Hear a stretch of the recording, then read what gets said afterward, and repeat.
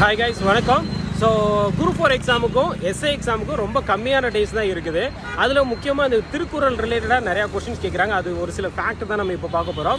So ஆக்சுவலாக திருக்குறள் வந்து பார்த்தீங்கன்னா மொத்தம் 1330 குறள் இருக்குது. இது எல்லாருக்கும் தெரிஞ்சது தானே அதே அப்படின்னு கேட்குறீங்களா?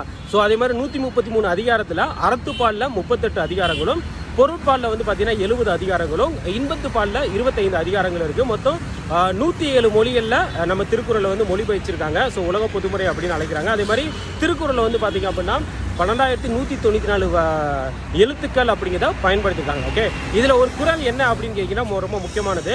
சமன் செய்து சீர்துக்கு கோல்போல் அமைந்தருபால் கோடாமை சான்றோருக்கு அணி. அதாவது ஒரு சான்றோர் அப்படிங்கிறது என்ன எப்படி இருக்கும்னா துலாக்கோல் போல் இருக்கணுமா. துலாக்கோல் அப்படிங்கிறது தராசு மாதிரி இருக்கணுமா. யார் நல்லவங்க கெட்டவங்க எல்லாத்தையும் வந்து சரிசமமாக எடை போட்டு பார்க்கணும் அப்படின்னு சொல்லிட்டு துலாக்கோல் மாதிரி இருக்கிறவங்க தான் ஒரு சான்றோருக்கு அழகு அப்படின்னு சொல்லிட்டு சொல்கிறாங்க.